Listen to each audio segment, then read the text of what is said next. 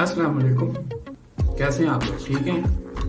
Newest training centre की तरफ से जो कोर्स स्टार्ट किया गया आप लोगों की मदद के लिए, आज उसकी दूसरी क्लास है। कल मल्टीमीटर के बारे में हम लोगों ने सीखा था कि हम मल्टीमीटर को यूज़ करके किस तरह उसमें डिफरेंट पार्ट्स चेक कर सकते हैं पीसीबी में।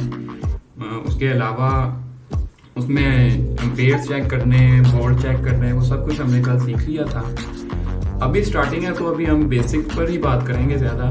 तो आज जो मैं टॉपिक आप लोगों के लिए लेके आया हूँ वो है पीसीबी बोर्ड के अंदर जो पावर का मैकेनिज्म है उसके बारे में। आज हम इसमें बात करेंगे कि पीसीबी में पार्ट्स कौन कौन से हैं, वो किस तरह काम करते हैं, उनका मकसद क्या है पीसीबी में, और अहम बात यह कि उन पार्ट्स तक जो है ना वो पावर किस तरह से पहुँच रही है। तो चलिए स्टार्ट करते हैं। तो चलिए पहले हम देखते हैं कि पीसीबी में मेन पावर हम किस तरह से जाती है और किस तरह हम उसको पावर दे सकते हैं। इसके लिए आप देखेंगे इसमें हम प्रिंट की तरफ देख सकते हैं कि ये जो वाइट वाला प्रिंट है ना, ये हमारा न्यूट्रल का प्रिंट है। इधर लिखा भी हुआ है, बोर्ड के ऊपर लिखा होता है कि ये न्यूट्रल है, इधर एन लिखा हुआ है। इसका मतलब ये है कि ये न्यूट्रल है। न्यूट्रल तो हमें पता चल गया कि ये न्यूट्रल है हमारे पास। अब इसमें हमने देखना है कि फेज किधर है इधर। अब हम वो उसके लिए हम फ्यूज के ऊपर कंटिन्यूटी चेक करेंगे रिले के साथ। ये आपको आवाज आई, इसका मतलब ये पॉइंट और ये पॉइंट डायरेक्ट है, शॉर्ट है आपस में। ये हमारे पास मेन आ गई इसकी।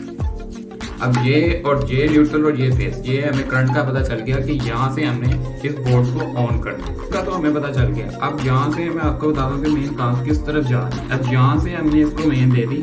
अब यहाँ से आगे हमारे पास इधर ZNR लगा होगा, वो हमने उतारा हुआ है, वो शॉर्ट हो गया था, लेकिन यहाँ ZNR होगा। ZNR का क्या मतलब? ZNR ये एक किस्म का फ्यूज ही है जो हमारे न्यूट्रल और फेज के साथ कनेक्ट होता है। वोल्टेज ज्यादा आ जाए तो ZNR शॉर्ट हो जाएगा। ZNR शॉर्ट होगा तो ये हमारा जो मेन फ्यूज है ना, ये डैमेज हो जाएगा। ये डैमेज हो जाएगा तो ये आगे जो सा जितना सर्किट है ना, वो हमारा फर्दर किसी भी डैमेज से ना वो बच जाएगा। अब यहाँ से करंट हमारी ट्रांसफार्मर में जाएगी, ट्रांसफार्मर ऑन होगा और वो 12 वोल्ट AC ही देगा हमें, क्योंकि यहाँ से लेके यहाँ तक जितनी किट है ना, यहाँ से यहाँ तक वो सारी AC में वर्क कर रही है। ये सारा AC में वर्क हो रहा है। इससे आगे जितना काम हो रहा है वो DC में हो रहा है। अब यहाँ AC आगे हमारे पास 12 वोल्ट, ये हमारे पास डायोड लगे हुए हैं, ये डायोड का ब्रिज बना हुआ है। इसका मकसद ये है कि ये यहाँ से जो AC करंट आ रही है उसको DC में कन्वर्ट कर रहा है। आगे DC करंट जा रही है। अब यहाँ से आगे करंट कैपेसिटर में जाएगी। कैपेसिटर यहाँ क्यों लगा? किसी भी जो मेन है ना हमारी,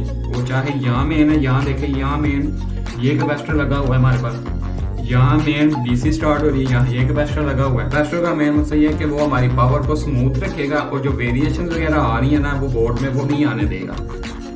ऑपरेशन के दौरान वेरिएशंस को कंट्रोल करता है कैपेसिटर। अब कैपेसिटर से आगे जाएगा हमारे पास यहाँ ट्रांसिस्टर लगा हुआ है।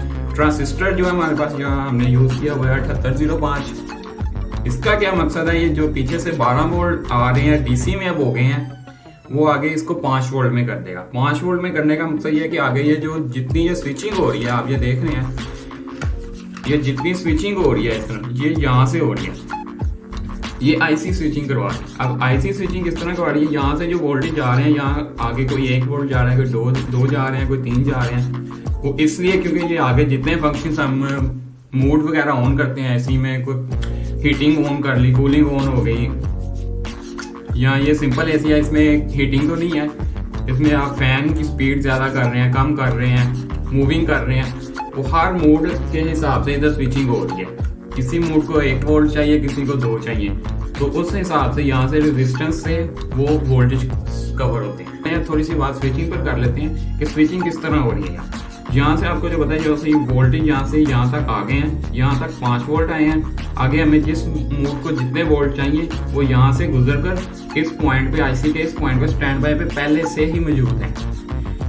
अब एग्जांपल इसकी ये देता हूँ, मोटर की स्पीड से हम इसको समझने की कोशिश करते हैं। मोटर के 3 पॉइंट हैं, स्टार्टिंग, कॉमन और रनिंग।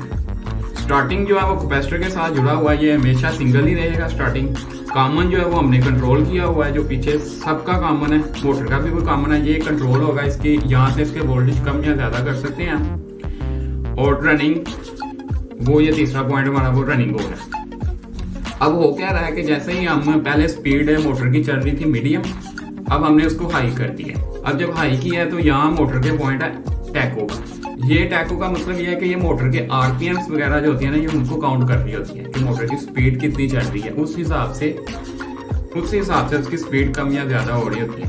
अब अगर हमने पहले वो 1500 आरपीएम में, फॉर एग्जांपल वो 1500 आरपीएम पे चल रही थी, हमने उसको हाई कर दिया, वो 2000 आरपीएम पे हो गई।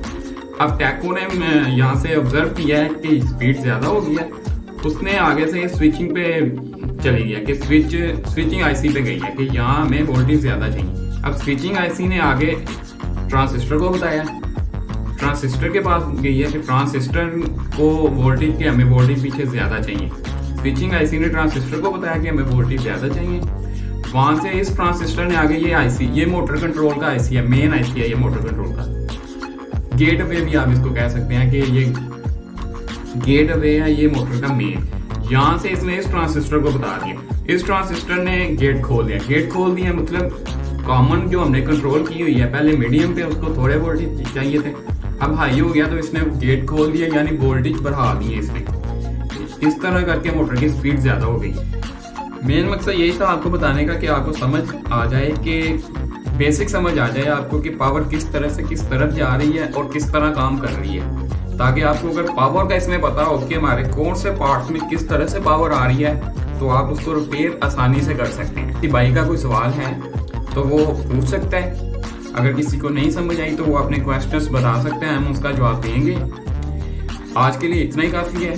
आगे हम इसमें कोई फॉल्ट वगैरह होगा वो हम आपको क्लियर करके दिखाएंगे, किस तरह ट्रेस करते हैं उसको, किस तरह रिपेयर करते हैं उसको, वो भी हम आपको दिखाएंगे। आज के लिए इतना ही काफी है, मिलते हैं अगली वीडियो में। अल्लाह हाफिज।